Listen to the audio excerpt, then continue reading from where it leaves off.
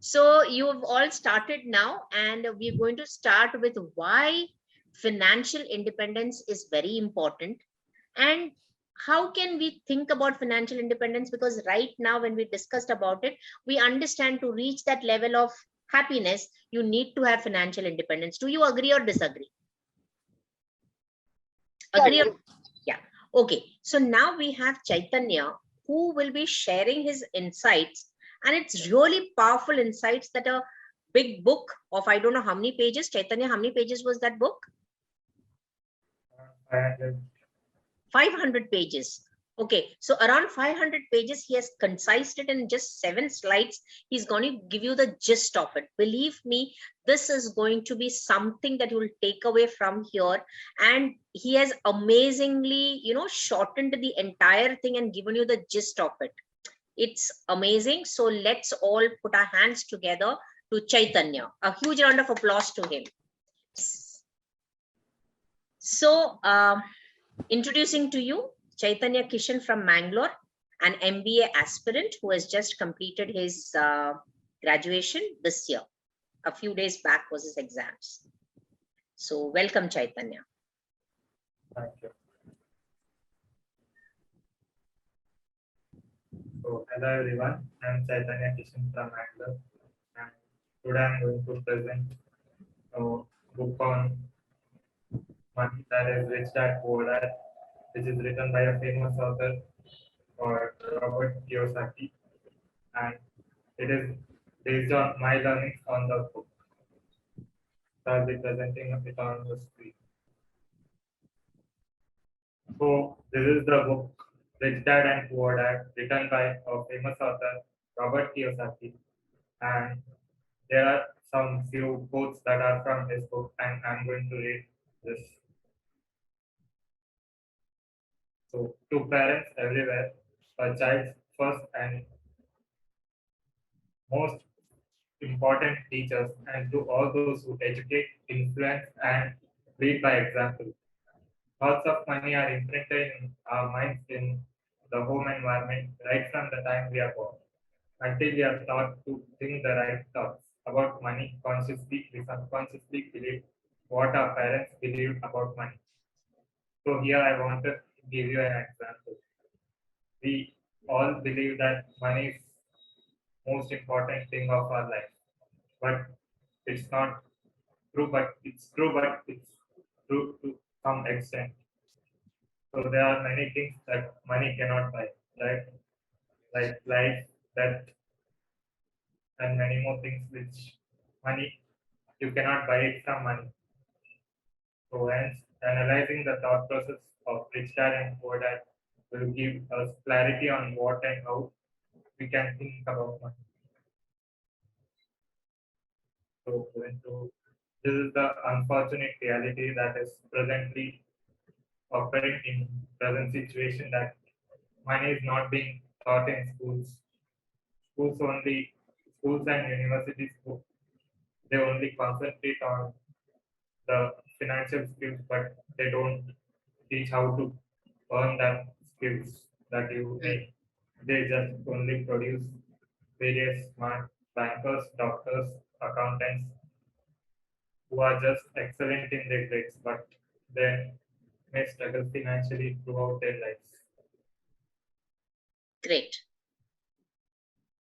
So in the story, there are two. The author, who is Robert Kiyosaki, he has two fathers. One is rich dad and poor dad. He had come across both the dads, and these are the learnings that he learned from his one of his dad, that is poor dad. So thoughts of his poor dad was, first one was getting a job in a big company, and that is everyone will be having. So next one is love for money. That is the root for all the problems that we face. And because he couldn't afford it, and he always played safe. That is, he was never allowed to face risk.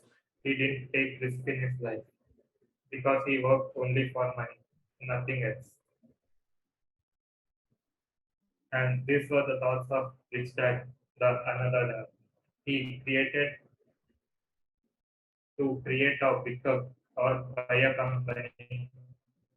And the second one is the lack of money that is the root of all the problems that we face. Because he could afford to money, and because of that he could like manage high amount of risk and he could overcome them. And he believed in a philosophy that money works for him and he doesn't work for money.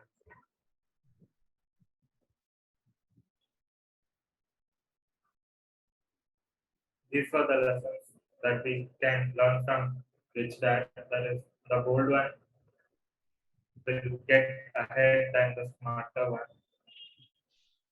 I loved this quote, Bold, this sentence, this lesson that you said. The bold one gets ahead than the smarter. Do you all agree? The bold one gets ahead than the smarter. What does it mean? And The ability to take risks, Yes. not fearing, not thinking about the outcome. But the smarter person keeps thinking on what will happen if I do this. While Correct. the older person seizes the opportunity and moves ahead. Does it? Yeah. So Hatim, what do you think? Like, why does the bold one get ahead? he's able to take more risk. He's able to smarter take more risk. Okay. Yeah. And What risk about- begets reward. I didn't get you. Risk begets reward. So yeah. Okay. Vedanti, what about you?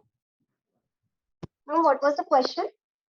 The bold one gets ahead than the smarter. Agree, disagree?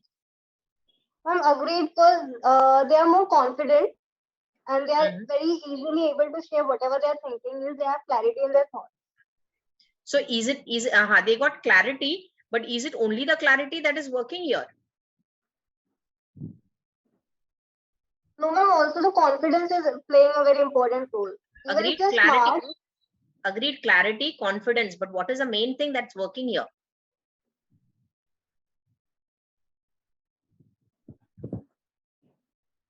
Anybody? One word. Why is the bold getting ahead? Action, because he takes action. Action. Perfect. Perfect. Perfect. So Jeffrey, you get 1 point for it. 2 points, sorry. Yeah, action.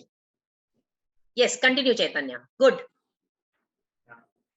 So next one is create your own questions and answers, because in everyone's life there will be different. Everyone will be facing different problems and situations, and they have to create their own answers. Nobody else will help in their lives to solve the questions of their life. They themselves have to create the questions and they themselves have to find out the answers for the questions.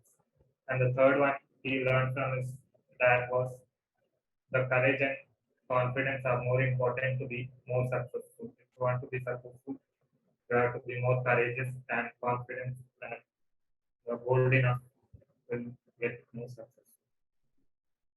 So why should you read this book? This broadens your visions and it extends our mind to like it changes our mindset of money, that just accumulating luxurious things is not important, but you have to keep something as wealth also so that it will help in your future as an asset. And the third thing is knowing how to start and build a company with whatever limited amount of income you have, so that you can start and build your own company. At conclusion, the author wanted to say is that rich people are not always born rich. So what matters is how they deal with the problems and how they solve the problems, overcome and achieve the success they want by keeping a growth mindset.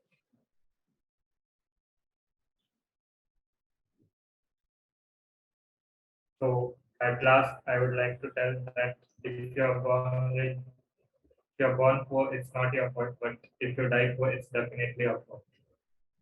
Thank you. Wow, superb, awesome. Yes, I want you to grade him, please. Everybody grades him as in give their points Yeah, everybody grades him. Everybody grades him on on a scale of 0 to 10. Actually 7 because the knowledge was really crisp. The knowledge was good. Um, Vedanti is already 7.5, 7.5 or 8 because only because it was not clear, the audio was not proper. okay. He did a good job in trying to project his voice, but as she says, maybe a little more. So that's 8 is a score. Yes, Hatim, how much do you want to give him? 7. 7. Jeffrey? No I doubt would he had tremendous efforts. He did tremendous efforts to explain whatever he was telling. Yeah, so that is seen. So see, your efforts are seen. Yes, Jeffrey, your score? I would like to give him a 7.5. Actually, I was reminded of when I used to give presentations in college when he gives presentation, and it was really well done. To be able to concisely tell a 500-page book, I mean, explain a 500-page book in 7 slides is commendable. And he did not lose his calm. I mean, he might have stopped once or twice, but he didn't go blank or stop completely. So 7.5. Woo! Oh my God. It was like, I've caught my breath and I'm just waiting when it's going to give the final thing.